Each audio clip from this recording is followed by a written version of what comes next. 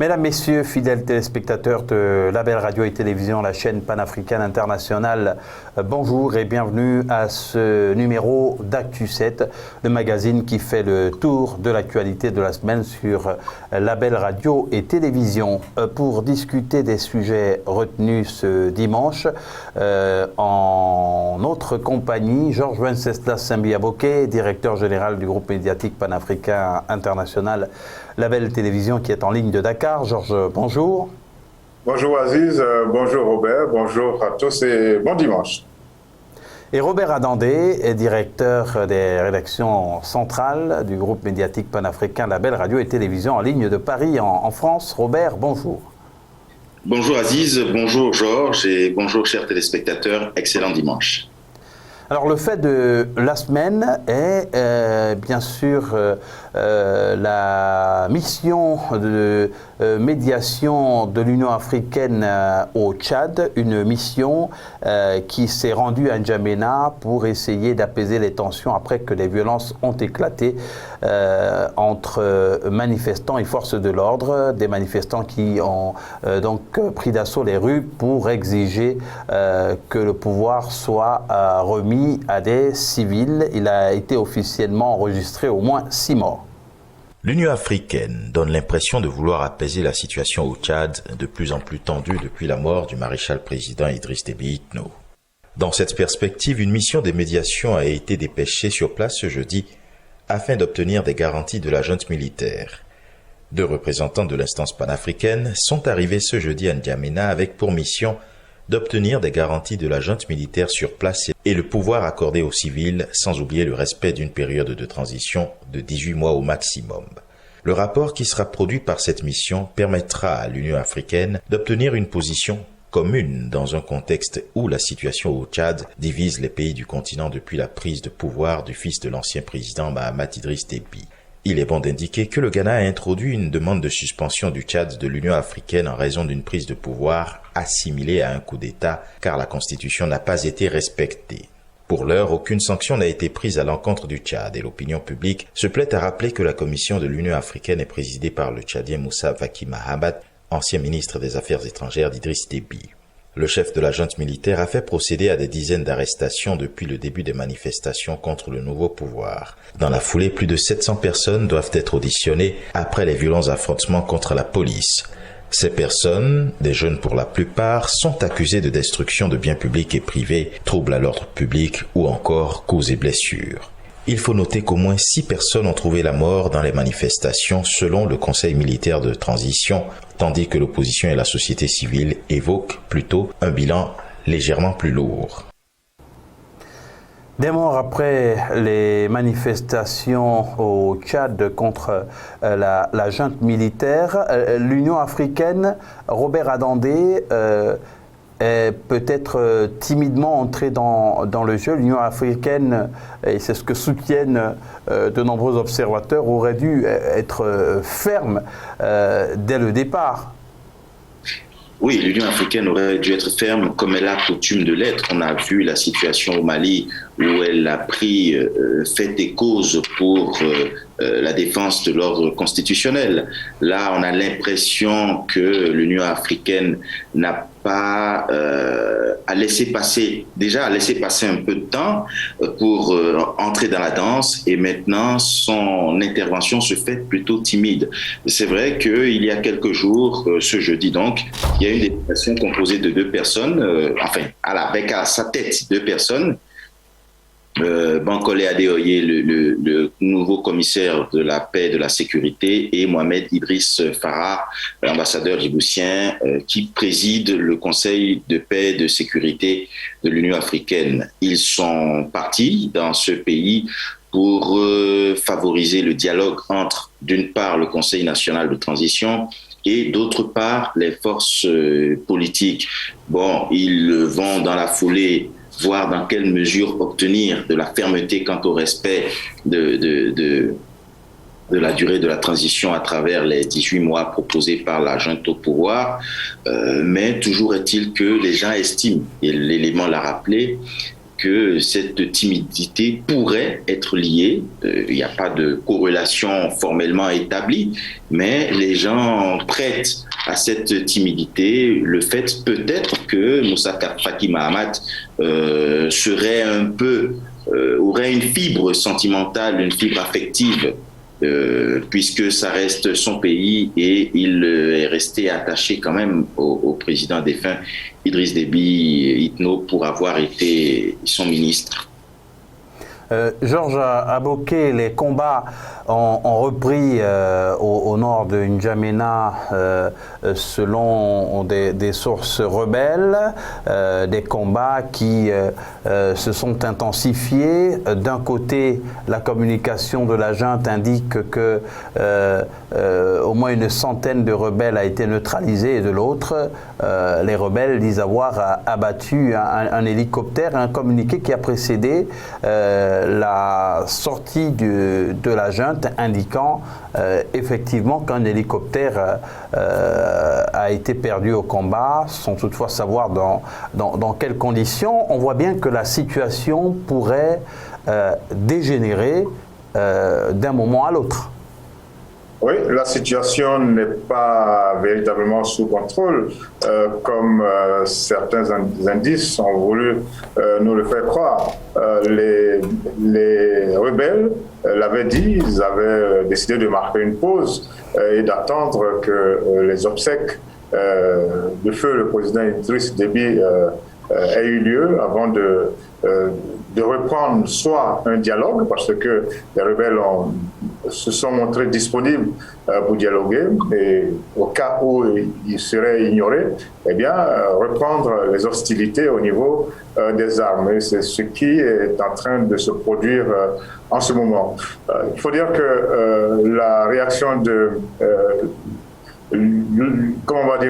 l'UA est des plus timides, et normalement dans ce genre de situation on aurait dû avoir une Union africaine qui se fait valoir véritablement. C'est dans la difficulté qu'on aurait dû sentir l'importance de l'Union africaine, mais on se rend compte que ce qui se passe au Tchad, eh bien, on aurait pu facilement se passer également, en tout cas dans ce qui se passe au Tchad, on aurait pu facilement se passer de l'Union africaine. Il faut dire que avec l'Union africaine, on peut ajouter la CEMAC, la CEAC, qui sont restés silencieux. Ce sont des organismes régionaux qui n'ont pas forcément fait mieux que l'UA, même si l'UA a pu envoyer à N'Djamena une délégation.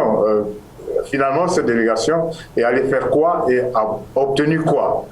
Une chose est claire, c'est que le Conseil militaire de transition, il est bien installé. Il a lui-même décidé de se donner 18 mois pour organiser des élections. Il ne dit rien.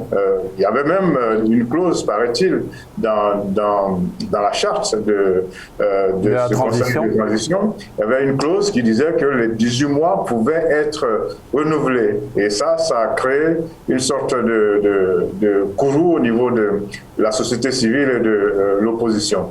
Une chose est claire, c'est que l'Union africaine montre toute sa faiblesse, toute son incapacité à tenir cette situation en main. Et donc, on se pose des questions sur le rôle véritable de cet organisme, parce que c'est dans ce genre de situation qu'on aurait dû voir quelque chose de fort, qu'on aurait dû sentir que l'Union africaine existe et qu'elle fait respecter ses textes.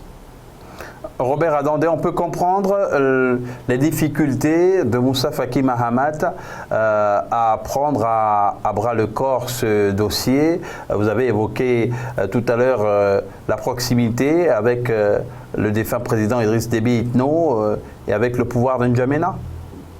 Oui, Moussa Faki Mahamat a été pendant longtemps le patron de la diplomatie tchadienne, le ministre des Affaires étrangères du président Idriss Déby Itno, mais ceci ne doit pas ou ne devrait pas entamer sa détermination à résoudre les problèmes, parce qu'il est là pour résoudre des problèmes d'ordre africain.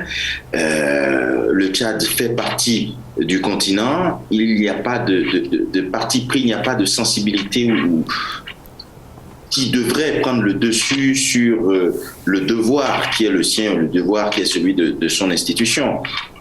Dans la foulée de ce qu'a dit Georges tout à l'heure, la délégation de l'Union africaine, il faut rappeler qu'il y a eu une posture quand même très timide, est censée rester 10 jours, est partie jeudi dernier, est censée rester 10 jours sur place et a pris l'engagement de produire un rapport à l'issue de sa mission, un rapport qui devrait permettre au Conseil de paix et de sécurité d'adopter une position dite définitive sur les mesures à prendre, parce que les tensions sont de plus en plus perceptibles, et suscitent quand même beaucoup d'appréhension quant à la suite.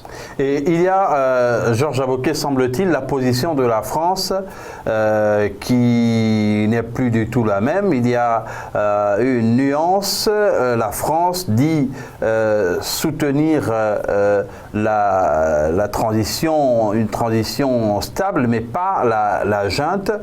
Donc la France semble clarifier sa position en indiquant soutenir les populations tchadiennes et soutenir bien sûr une transition qui se fasse à défaut de respecter la Constitution dans des conditions qui profitent aux populations, entre guillemets. Oh, je pense, Aziz, que la France, en essayant de clarifier sa position, la rend beaucoup plus trouble. À quel jeu joue la France? C'est une grosse question, parce que d'abord, les conditions d'une transition sont bien libellées dans la Constitution tchadienne. On a dit que c'est le président de l'Assemblée nationale qui assure un intérim et qui organise des élections. Ce n'est pas ce schéma-là que l'on a. Alors la France soutient quoi? Qu'est-ce que la France soutient? Et encore une fois, moi je voudrais vous renvoyer au discours d'Emmanuel Macron lors des obsèques de feu le président Idriss Déby. Macron ne s'est pas gêné pour menacer les rebelles. Je ne soutiens pas forcément la rébellion, mais c'est une affaire tchadienne. Pourquoi cette menace-là? Et puis, de l'autre côté aussi, il ne faut pas qu'on oublie qu'on nous a agité une sorte de chiffon rouge pour nous faire croire qu'une fois le président Idriss Déby parti, eh bien, c'est le Tchad, c'est même toute la région, c'est tout le Sahel qui va se retrouver en grande difficulté. Je veux bien croire que le président Idriss Déby était très engagé dans la lutte contre Boko Haram, contre le terrorisme, mais tout de même, bloquer la lutte contre le terrorisme de cette façon sur un seul individu, ça fait quand même un peu bizarre. Et donc, la position de la France qui dit vouloir une situation stable au niveau du Tchad et de la région, c'est une position finalement.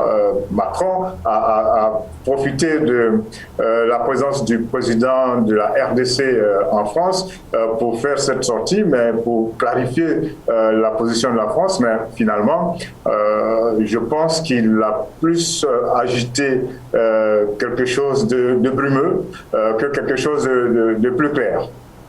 En tout cas, difficile de naviguer, Robert Adandé, dans les eaux troubles des relations franco-africaines. En ce qui concerne le Tchad, il a été reproché également à la France une ingérence et peut-être, Georges l'a indiqué tantôt, un rôle plus ou moins trouble dans ce dossier.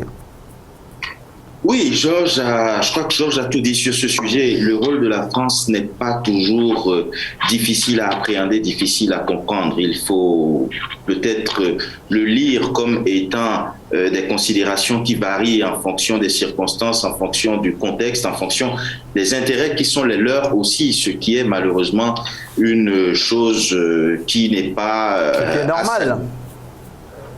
Oui, c'est évidemment normal parce que chacun défend ses intérêts. Maintenant, il est question là du devenir d'un pays, il est question du devenir du continent africain par ricochet. Donc, il faut pouvoir que certains pays assument une certaine souveraineté.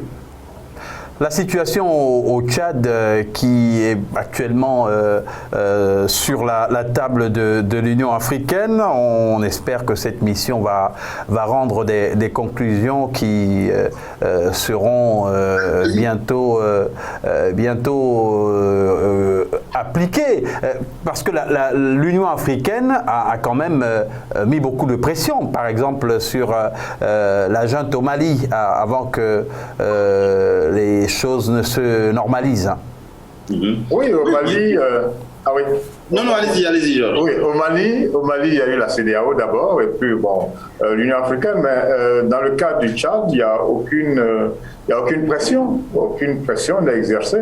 Et tout à l'heure, vous avez évoqué la nationalité du président de la Commission de l'Union africaine. Normalement, même s'il est de nationalité tchadienne, il défend aujourd'hui, en tout cas depuis qu'il a ce poste, les intérêts de l'Afrique. Et donc, il ne devrait pas fonctionner en tant que Tchadien, mais fonctionner plutôt en tant qu'Africain, en tant que membre de l'organisation qui coiffe tout et qui décide que la situation qui prévaut en ce moment au Tchad est un coup d'État. Il n'y a pas un autre nom, c'est un coup d'État. C'est ce que, certes, l'opposition dit, mais ce n'est pas faux. C'est un coup d'État d'un instant où il y avait des textes qui étaient bien écrits et que, bon, on a ignoré ces textes pour installer un comité de transition militaire et une sorte de passation de pouvoir, comment on va dire ça, comme un héritage. Et ça,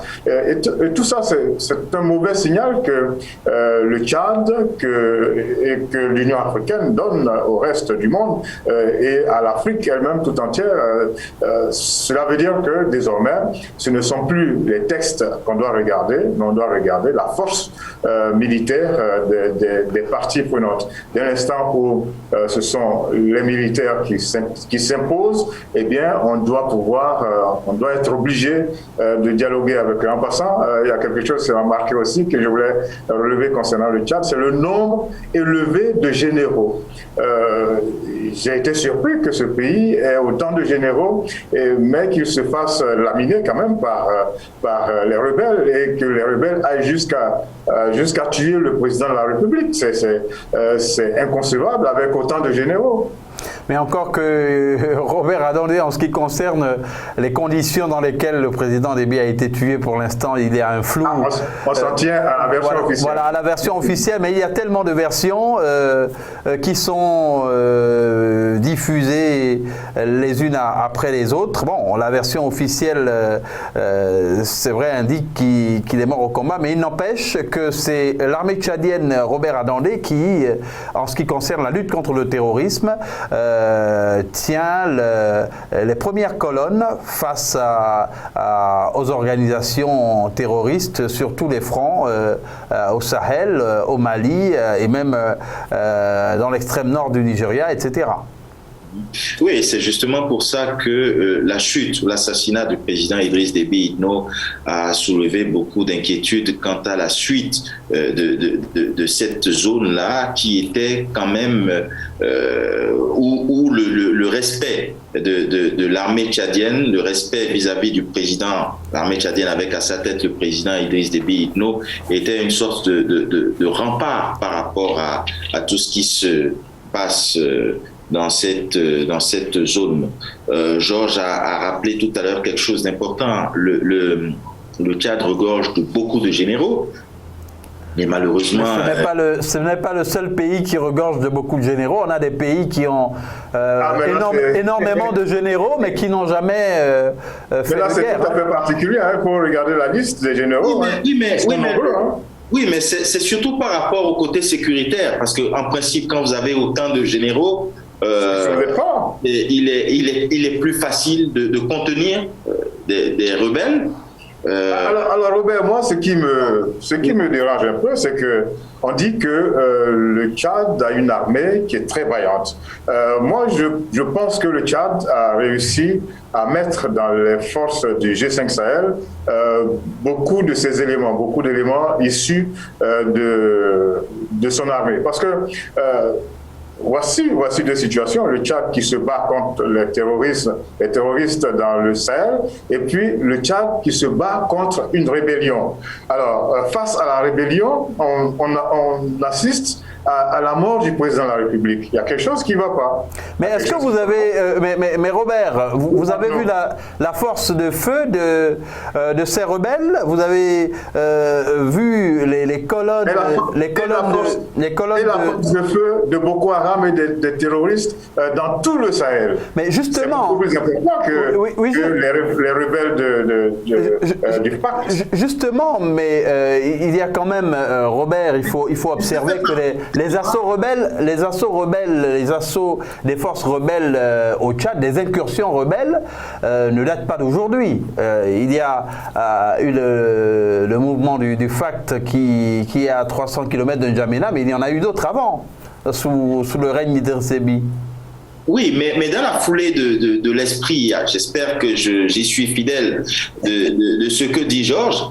Il faut quand même relever aussi que le président de la République, le maréchal président, est décédé dans des conditions officiellement consécutives à des tirs de rebelles, et il ne s'en est pas suivi une riposte violente à la mesure de ce qui s'est passé.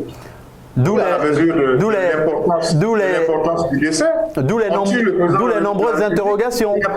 Il n'y a pas de réplique. D'où les nombreuses interrogations et la mise en doute de certaines versions par nombre d'observateurs. Mais il y a aussi, et là on peut être d'accord là-dessus, que les forces tchadiennes sont unanimement reconnues par les autres pays du Sahel comme... Moi, je dis qu'elles sont les plus nombreuses. Les plus opérationnelles, parce qu'on a vu, il y a des témoignages de forces tchadiennes qui ont souvent poursuivi, par exemple, des membres de Boko Haram jusqu'au Nigeria, et bien au-delà.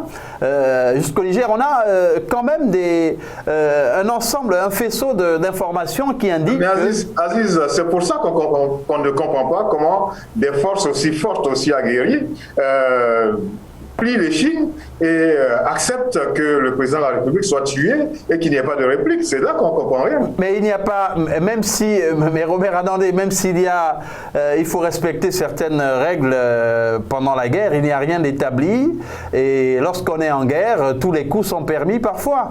Donc on ne peut pas savoir d'où est venue la défaillance. Oui, mais Aziz, il faut tous les coups sont permis, je suis d'accord, mais on est en guerre. Comment est-ce qu'on arrive à atteindre votre chef sans qu'il y ait par derrière d'autres personnes qui s'en suivent et sans qu'il n'y ait de riposte? Toute la question est là. Mais dans la communication des rebelles, il semble qu'il y a eu de nombreux décès dans la foulée de ce qui s'est passé. Bon, on ne peut considérer que les versions officielles, et les versions officielles ne font pas état de ces différents décès-là. Justement, c'est pour ça qu'il faut être prudent. Nous allons poursuivre avec la situation cette fois. C'est un autre chapitre. On reviendra bien sûr sur ce qu'il se passe au Tchad dans notre prochain rendez-vous. En Afrique du Sud, le président Cyril Ramaphosa est passé devant la commission anticorruption. Il a été entendu sur les efforts de lutte contre la corruption entamés dans le pays. Le président Cyril Ramaphosa a reconnu que de nombreux hauts cadres sont trempés jusqu'au cou dans la corruption. Le président Cyril Ramaphosa a passé toute la journée du 28 avril comme témoin devant la commission anticorruption, chargée depuis bientôt 4 ans d'enquêter sur les soupçons de fraude et de corruption au sommet de l'État, sans compter l'accaparement du pouvoir par une minorité. Au cœur de ces démêlés figure en place de choix également la relation de la famille Gupta avec l'ancien président Jacob Zuma. Par le truchement de cette commission, le fonctionnement du parti au pouvoir, l'ANC dont Cyril Ramaphosa est le président, se trouve également exposé. Je ne suis pas venu devant cette commission pour chercher des excuses ou défendre l'indéfendable, a rassuré Cyril Ramaphosa. La capture de l'État et la corruption ont lourdement abîmé notre économie et notre société. Elles ont érodé les valeurs de notre Constitution et affaibli l'État de droit. Il est à noter que depuis plusieurs années, l'ANC reconnaît l'ampleur de la corruption dont se rendent complices directement ou indirectement certains de ses membres. Certainement dans l'optique de rester prudent, le président Cyril Ramaphosa a pris le soin de ne citer aucun nom pour ne pas acculer son parti davantage. La reconnaissance de ces faits ne veut pas dire que l'ANC est corrompue, ajoute le chef de l'État. Dans le public, le chef du principal parti de l'opposition, John Steenhuisen, semble n'avoir pas été tout à fait satisfait. On en attendait plus. Parmi les gens qui sont impliqués, beaucoup sont encore en poste et ils nous parlent d'une nouvelle ère. Raisonne le président de l'Alliance démocratique. Comme pour se défendre, Cyril Ramaphosa de rétorquer « Des progrès ont été faits, nous devons aller de l'avant ». L'opinion, quant à elle, estime que des zones d'ombre de l'ère où Cyril Ramaphosa évoluait encore dans les instances dirigeantes de l'ANC n'ont pas encore été totalement explorées. L'ANC menacée par la corruption, l'ANC qui est déjà gangrénée par ce problème de corruption. Le président Cyril Ramaphosa l'a reconnu, même s'il a aussi souligné, Robert Adandé, que des efforts considérables sont faits. Oui, il faut rappeler que le président Cyril Ramaphosa a mis son magistère sous le sceau, sous le signe de la lutte contre la corruption. Il a passé toute une journée auditionné par le tribunal cette semaine pour non pas défendre l'ANC, mais plutôt se repositionner dans cette perspective, dans cette volonté de lutte contre la corruption dans son pays. Mais la lutte contre la corruption, Georges Aboké, c'est un dossier qui est vaste. Il y a d'ailleurs récemment des proches du président Ramaphosa qui ont également été soupçonnés de corruption. Absolument, et même lui-même, le président actuel de l'Afrique du Sud. Donc, cela veut dire qu'en Afrique du Sud, ce fléau, la corruption, est une réalité. Ce qui est intéressant, c'est que qu'on soit au pouvoir ou pas, quand la justice vous appelle, vous êtes obligé de vous présenter. Et ça, c'est la force des régimes parlementaires.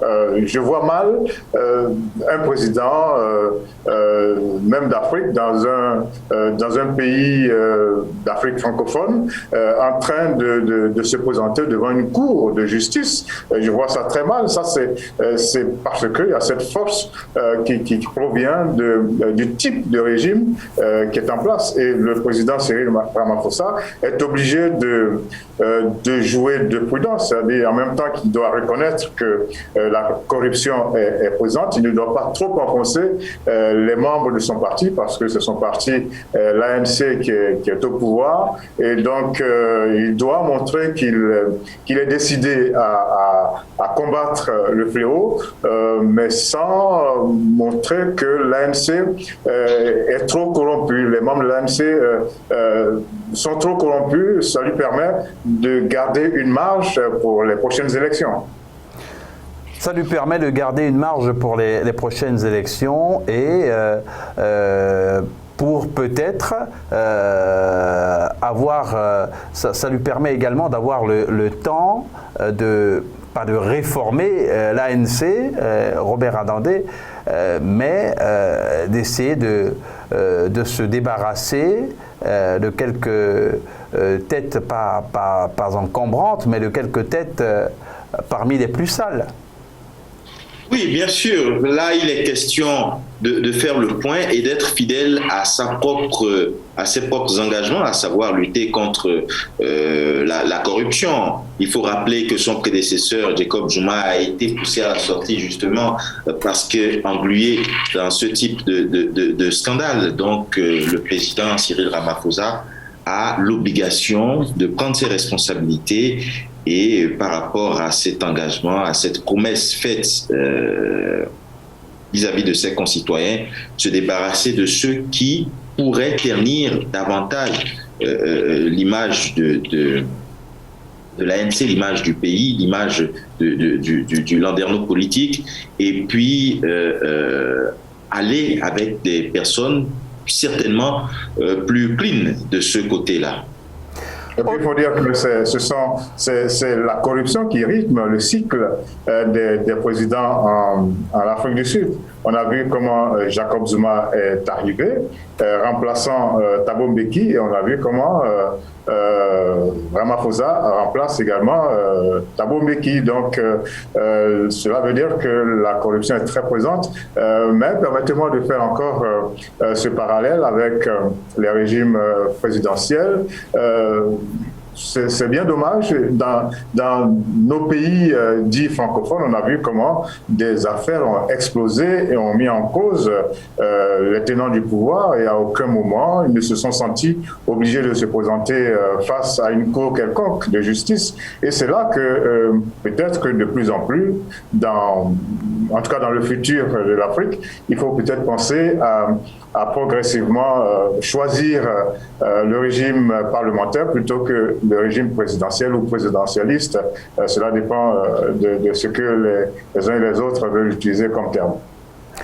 Alors, autre actualité forte au Sénégal, il y a la Cour de justice de la CEDEAO qui a décidé de la suppression du parrainage au Sénégal, le parrainage qui avait fait couler beaucoup d'encre et de salive avant la présidentielle au Sénégal. Il agite l'opinion et principalement le landerneau politique sénégalais, ce récent verdict rendu par la Cour de justice de la CEDEAO demandant à l'État du Sénégal de supprimer la loi sur le parrainage dans un délai de 6 mois. Un sujet qui embarrasserait particulièrement le pouvoir qui a toujours réfuté la thèse selon laquelle cette loi porterait atteinte au principe de la libre participation aux élections. Mais une disposition qui aurait tout de même servi, selon une frange de l'opinion publique nationale, à passer au tamis certaines candidatures pour finalement les limiter à 5. Qu'à cela ne tienne, la Cour de justice de la CEDEAO a statué aujourd'hui sur un recours introduit l'année dernière par l'Union sociale libérale de Abdoulaye Tine. Pour l'avocat d'Abdoulaye Tine, la requête introduite avait pour objectif de constater que la loi du parrainage était une loi d'éviction violant les droits civils et politiques des Sénégalais et des formations politiques sénégalaises qui étaient en lice pour l'élection présidentielle de 2019. Par la même occasion et selon la même source, il fallait constater que c'était une loi imprécise qui ne répondait pas aux garanties de sécurité juridique. Toute la question est désormais de savoir si le Sénégal va se conformer à cette décision de la justice communautaire rendue le mercredi 28 avril 2021. Difficile d'y répondre pour le moment si l'on considère la position fréquente de refus d'appliquer les décisions de cette Cour par le Sénégal, principalement lorsqu'il s'est agi de verdicts qui lui étaient défavorables. Exemple, le cas du fils de l'ancien chef d'État Karim Wade et celui de l'ex-député maire de la ville de Dakar, Khalifa Babacar Sall, entre autres. La décision de supprimer le parrainage prise par la Cour de justice de la CEDEAO va quand même avoir du mal à être appliquée par le Sénégal, Robert Adandé. Oui, c'est une décision qui pourrait poser quelques problèmes quant à son application. Déjà parce que c'est une décision, il faut rappeler, qui a été expérimentée, ou plutôt une loi qui a été expérimentée lors des précédentes élections. Maintenant, c'est un peu comme si c'était une sorte de reculade du pouvoir du président Macky Sall ou du président Macky Sall par rapport à cette décision. Et il faut rappeler que le Sénégal a cette tradition quand même de ne pas forcément se plier à des décisions de la CEDEAO. L'élément l'a rappelé. Il y a eu des décisions qui étaient favorables et défavorables plutôt, telles que le cas du fils de l'ancien président Karim Wade et celui de l'ex-député maire de la ville de Dakar, Khalifa Sall. Bon, de toute façon, c'est un verdict qui agite l'opinion, un verdict qui est diversement apprécié de part et d'autre. Et le Sénégal le joue, on l'a vu sur quelques titres la semaine dernière, joue la carte de la souveraineté également. Georges Aboké, cette situation pourrait faire des émules. Le parrainage, il en est question en Côte d'Ivoire, si je ne m'abuse, il en a été question aussi au Bénin. Donc, ça pourrait inspirer les autres opposants à saisir à nouveau la Cour de justice de la CEDEAO. Oui, on a retrouvé le parrainage au Sénégal. La formule a bien marché, en tout cas je pense pour le président Macky Sall. On a retrouvé également le parrainage en Côte d'Ivoire, comme vous le disiez. Ça a marché également pour le président Alassane Dramane Ouattara. On l'a vu au Bénin, ça a marché également pour le président Patrice Talon. C'est pas que le parrainage est mauvais en soi. Le problème, c'est que il est décidé par une partie de la frange politique du pays, même si c'est le parti au pouvoir. C'est décidé de façon unilatérale. Cela ne fait l'objet d'aucun consensus, alors que quand on va à une compétition, quand on va à une élection, eh bien, normalement, tous les candidats devraient y aller avec les mêmes règles, les règles d'égalité, mais on se rend compte que très souvent, ceux qui sont au pouvoir décident de l'application du parrainage, qui n'est pas forcément quelque chose de mauvais, mais ce qui dérange, c'est que c'est décidé de façon unilatérale. C'est le premier point. L'autre point, c'est que la CEDEAO, quels sont les moyens de pression que la CEDEAO a pour faire exécuter une de ses décisions? Des fois, quand on entend les décisions de la CEDEAO, on sourit. Pour certains pays comme le Mali, on a vu comment la CEDEAO a circonscrit le Mali et a empêché tout contact avec le Mali, coupant les routes, coupant tous les approvisionnements. Est-ce que la CEDEAO va mettre en application des formules pour mettre une pression sur le Sénégal? C'est un grand point d'interrogation. Et puis, si on se projette au niveau africain, on voit que il n'y a pas également longtemps, la Cour africaine de justice et des droits des peuples avait décidé un certain nombre de dispositions concernant la Côte d'Ivoire. La Côte d'Ivoire les a tranquillement ignorées et puis ça n'a rien changé dans le cours des choses. Le soleil s'est toujours levé à l'est pour se coucher à l'ouest. Donc des fois, on a l'impression que les tenants des pouvoirs dans nos pays se disent que bon, toutes ces institutions qui sont ici et là peuvent prendre leurs décisions et eux, ils sont bien en place et ils décident de ce qu'ils veulent et ils ne sont pas obligés de respecter ces institutions-là. Ce que ces autorités-là oublient, c'est qu'elles ont contribué à mettre en place ces institutions et ne pas les respecter, on va dire, c'est ne pas se respecter soi-même. Nous allons rapidement glisser sur cette sortie du président Patrice Talon, la première interview depuis la présidentielle accordée à des médias français. Le président Patrice Talon s'est exprimé sur de nombreux points. Nous vous proposons ici un extrait de cette interview. En effet, les résultats de cette élection donnent bien l'impression qu'en face, les candidats n'étaient pas peut-être à la hauteur. Mais je crois que c'est une mauvaise lecture. Et vous savez, le Bénin vient de loin. Et quand un pays, en si peu de temps, s'est étonné lui-même et a pu étonner même le monde par ses prouesses, cela peut donner aux uns aux autres, notamment dans le pays, le sentiment que ça y est, quelque chose se passe et qu'il faudrait que ça continue. Robert Adandé, le président Patrice Talon a abordé de nombreux autres points et là on a eu sa réaction par rapport à une question sur la tenue de l'élection présidentielle et tout ce qui a prévalu. Patrice Talon est cohérent dans son discours. Oui, le président Patrice Talon est resté droit dans ses bottes. Dès le lendemain, dès sa première sortie, même le jour des élections, il a été très ferme. Il a dit qu'il n'était pas question de céder à des caprices partisans de la part d'une opposition qui n'est pas arrivée à s'organiser convenablement pour fonctionner selon le respect des textes.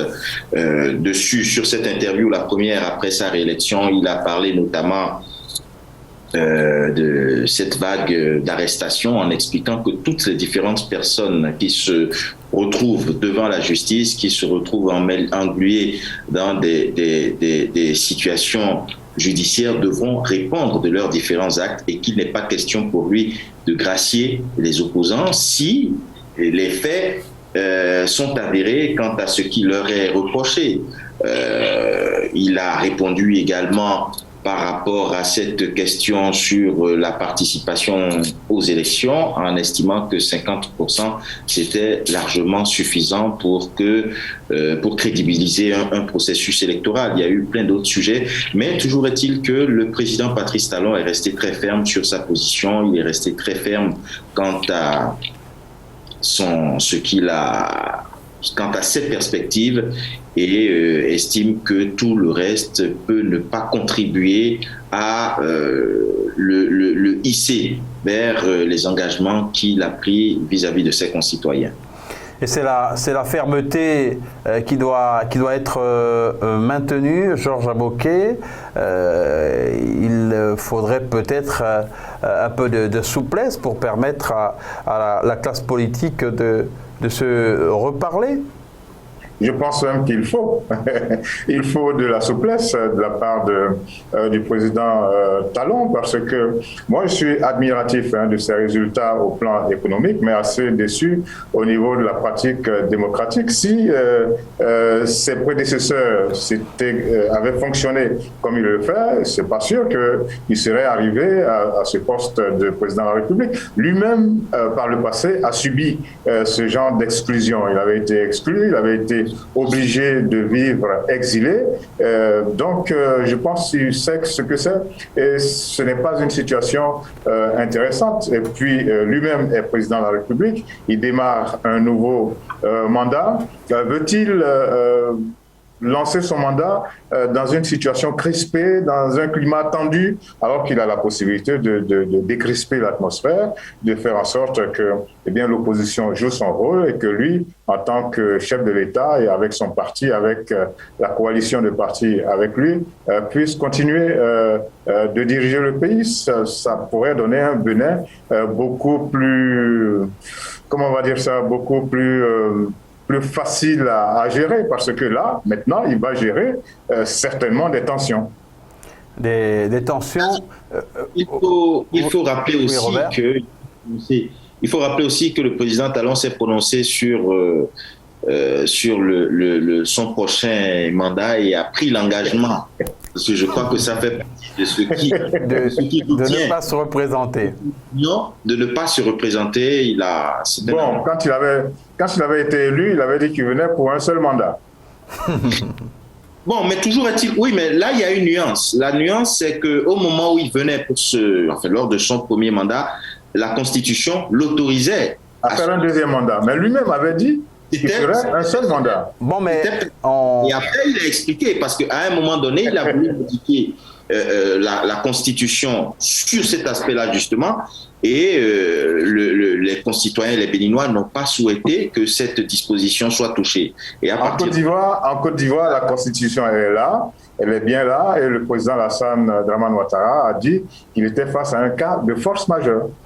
Mais écoutez, on espère que cela ne se reproduira pas du côté du Bénin. Ne se produira pas. Ne se produira pas, oui, puisque ça ne s'était pas, ça ne s'est pas déjà produit. Exactement, on espère que cela ne se produira pas, en tout cas au Bénin. Et nous avons En ce qui concerne l'actualité aussi, toujours en Afrique de l'Ouest, au Ghana, le secteur rizicole qui est en plein essor et le gouvernement table sur un objectif en 2021 d'une production d'1,1 million de tonnes au moins. Au Ghana, la filière rizicole a le vent en poupe. D'après Oussou Afriyi Akoto, ministre de l'Alimentation et de l'Agriculture, la récolte de la céréale devrait grimper à 1,1 million de tonnes en 2021, soit 15,7% de plus de la saison dernière qui affichait 950 000 tonnes. Pour le ministre de l'Alimentation et de l'Agriculture, cette production contribuera un peu plus à l'objectif d'autosuffisance du pays fixé pour 2023 à un stock d'1,2 million de tonnes, ce qui réduira la dépendance aux importations. Le riz est déjà la seconde plus importante céréale cultivée après le maïs. Le Ghana a vu ses achats de riz exploser sur ces 5 dernières années, passant de 580 000 tonnes en 2016 à plus de 800 000 tonnes en 2019. Cette dynamique est surtout portée par les consommateurs urbains qui comptent pour environ 80% de la demande de la céréale importée. La demande de riz augmentant rapidement de 5% par an, le Ghana doit donc faire un bond en avant en termes de croissance de la production. Le pays est tout à fait sur la bonne voie. Le Ghana va devenir, peut-être Georges Aboké, la locomotive en Afrique de l'Ouest en ce qui concerne la production de riz. Bon, il va falloir qu'on fasse une comparaison entre les bons chiffres du Ghana avec ceux du Sénégal et ceux de la Côte d'Ivoire. De plus en plus, il est dit, le riz est la denrée la plus consommée dans les pays, dans bon nombre de pays africains, et donc ces pays-là sont obligés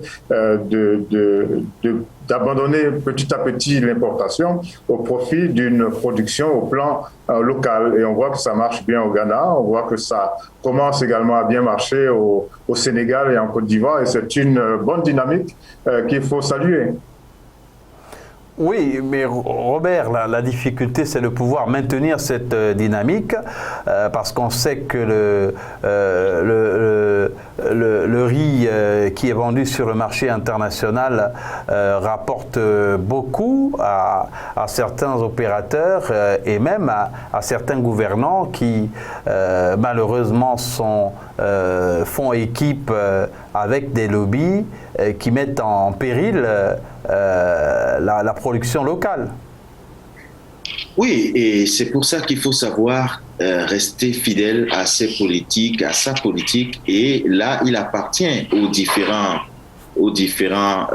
dirigeants de prendre des dispositions pour faciliter la production locale. On a parlé, le président Akioumi Adesina a parlé à plusieurs reprises de faire de l'agriculture un levier de l'économie de nos différents pays africains. Il faut que chaque dirigeant, chaque président s'inscrive dans cette logique-là, prenne des mesures, prenne des dispositions pour favoriser une production locale et une consommation locale en se détachant de tous ces lobbies-là. On a vu le Nigeria il y a quelque temps, on l'a décrié quant à sa fermeture, la fermeture de sa frontière avec le Bénin. Mais le Nigeria a dit qu'il était question dans un premier temps de se recentrer sur lui-même, de produire et de pouvoir consommer local sans que les produits ne viennent de toutes parts. Il ne faut pas forcément aller vers des décisions aussi extrêmes que celle-là, mais il faut pouvoir faciliter la production locale et puis rendre plus rigide, plus dur, plus difficile tout ce qui vient d'ailleurs. En tout cas, il faut favoriser la production locale de riz. On espère qu'il y aura, en tout cas, de nombreux pays africains qui vont se lancer dans la production de riz pour aider également les pays à devenir autosuffisants. Il y a la lutte contre le Covid-19 également, et au Kenya, les vaccins qui ne sont pas suffisants pour permettre au gouvernement de couvrir les besoins en ce qui concerne la campagne de vaccination contre le Covid-19. Alors que plusieurs pays africains sont réfractaires aux vaccins contre la Covid-19, la tendance n'est pas la même au Kenya. En effet, dans ce pays d'Afrique de l'Est déjà confronté à une 3e vague de la pandémie, la population a opté pour la quête de l'immunité face au virus. Dans le pays, c'est près de 900 000 Kenyans qui ont déjà reçu leur première dose du vaccin AstraZeneca, alors que plusieurs autres sont dans les salles d'attente. Mais cette volonté de se faire vacciner entraîne un manque de vaccins dans le pays qui a déjà épuisé les doses reçues de l'initiative COVAX, 1 million au total. La quasi-totalité de ces doses ont maintenant été administrées et en raison des restrictions à l'exportation de l'Inde, la prochaine livraison a été retardée. Nous sommes donc actuellement dans une situation où l'approvisionnement en vaccins est le plus gros problème. Nous encourageons donc les pays à s'approvisionner bilatéralement auprès du fabricant en plus de l'installation COVAX, a déclaré Rudy Edgers, représentant de l'OMS au Kenya. Face à cette situation, les centres de vaccination ont décidé de changer de stratégie. Celle-ci consiste à prendre rendez-vous un jour avant pour se faire vacciner. Rappelons qu'à l'heure actuelle, 4 groupes de personnes peuvent se faire vacciner au Kenya, à savoir le personnel médical, les enseignants, la police, la sécurité et les personnes âgées de plus de 58 ans. Le Kenya a un bon élève en matière de vaccination contre le Covid-19 sur le continent africain. Le Kenya qui est en manque de vaccins. 900 000 personnes ont déjà reçu au moins une dose. Robert. Alors, quand on regarde des chiffres comme ceux-là, on se dit que la couverture vaccinale est bonne de ce côté-là et le pays pourrait tendre vers une immunité collective, comme le disent les scientifiques. Mais bon, toujours est-il qu'on a l'impression ou qu'on constate que de ce côté-là, les réticences ou les appréhensions ne sont pas forcément les mêmes que dans d'autres pays du continent. Toujours est-il que des chiffres comme ceux-là permettront aux autres encore réticents d'avoir des éléments d'analyse, des éléments d'appréciation et peut-être de réponse aux différentes appréhensions qu'il y a. Maintenant, comme le dit l'élément, il est question d'emmener, d'inciter vers la vaccination.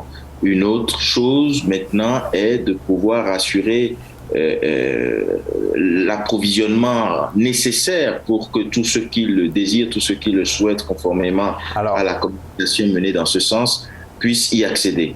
Alors Robert, il y a l'approvisionnement, Georges, mais il y a aussi la conservation dans le respect de la chaîne de froid, Georges.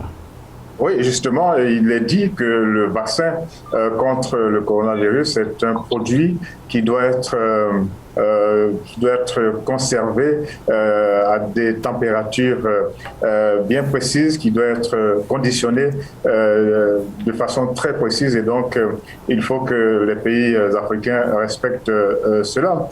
Il faut aussi dire Mais comment respecter ces conditions alors qu'il y a des problèmes d'électricité?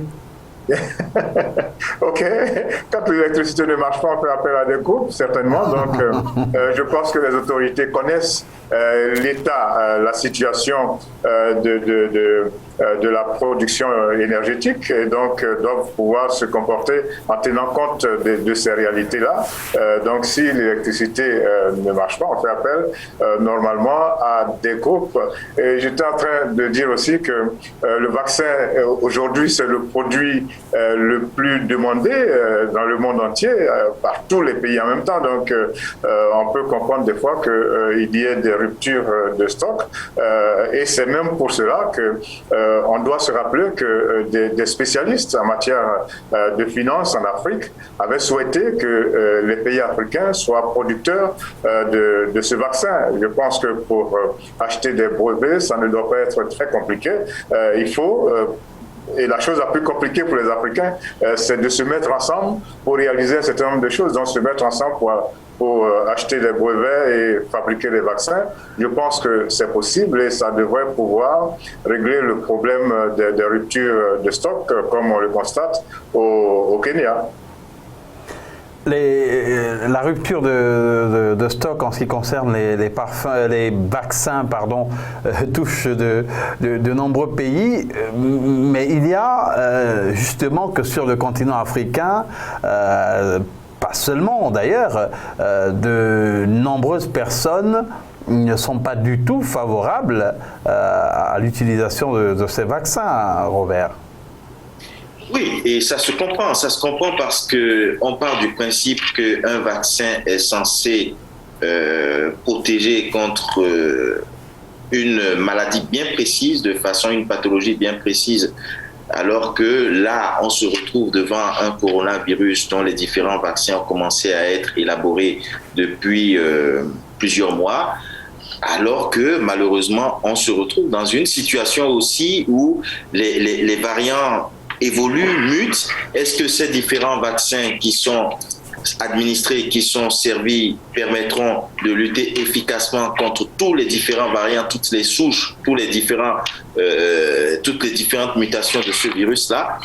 Point d'interrogation. Et comme le dit Georges souvent, il est question dans une configuration comme celle-là de communiquer, de rassurer, de mener non pas que des campagnes de vaccination, mais aussi d'explication, de pédagogie vis-à-vis de ceux qui vont vers la décision de se vacciner. Alors aux États-Unis, pour ces 100 jours, eh bien Joe Biden a annoncé dans un discours que les Américains vaccinés pouvaient ne plus porter le masque, sauf dans les endroits publics.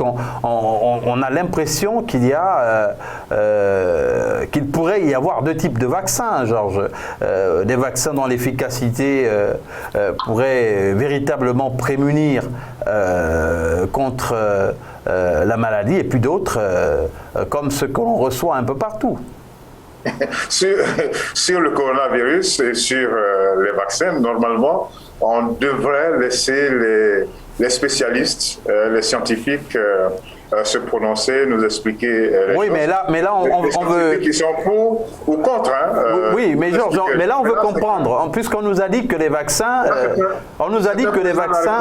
les vaccins contre le Covid-19 ne vous protège pas contre la maladie. Il faut continuer de porter le masque même après c'est même la raison. C'est même la raison pour laquelle je dis qu'il faut laisser les scientifiques, pour ou contre, en tout cas, les laisser nous expliquer tout ce qu'il y a autour du coronavirus. On a beau être président de la République d'un grand pays comme les États-Unis, bon, est-ce qu'on a le droit de dire de tenir ce genre de propos? Je sais que ça a dû déranger certains scientifiques. Il faut laisser, je pense, le soin aux scientifiques de s'exprimer, de dire qu'ils sont pour ou contre, mais avec leurs arguments scientifiques. Mais il a certainement eu l'aval des scientifiques pour tenir ce discours. Oh, on a vu comment son prédécesseur, Donald Trump, on a vu comment il a traité le coronavirus. On voit par exemple au Brésil comment le président brésilien, comment il gère le coronavirus. Bon, on a beau être président de la République, il faut laisser le soin aux spécialistes de se prononcer. Alors, Robert, oui, à partir de du 15 juin, tout le monde va pouvoir se faire vacciner en France. À partir au-delà de 18 ans. Au-delà de 18 ans. Au-delà de 18 ans et plus pourront accéder au vaccin. Donc la tendance est baissière en France? Selon les chiffres actuels, certainement, même s'il y a de grandes appréhensions par rapport au virus indien. Mais pour en revenir au précédent élément que vous évoquiez avec Georges, quant aux propos du président Joe Biden, on se demande, vous le rappeliez si bien, s'il y a deux types de vaccins et deux types de discours aussi. Parce qu'on a vu le président argentin se faire vacciner en début d'année et puis, je crois, autour du mois de mars, contracter de nouveau le Covid. La maladie. Bon, les scientifiques ont dit que le vaccin permettrait d'accuser le choc de façon plus sereine, que le virus serait moins virulent vis-à-vis de quelqu'un qui s'est vacciné qu'à l'encontre de quelqu'un qui n'a jamais eu ce vaccin. On a vu dans d'autres pays où il a été indiqué que le fait d'avoir le vaccin ne vous met en rien à l'abri de cette maladie, encore moins de sa propagation. Donc il y a plusieurs discours, il faut pouvoir trouver un discours. Sans oublier, Robert, que certains certains hommes politiques ont fait semblant de se faire vacciner.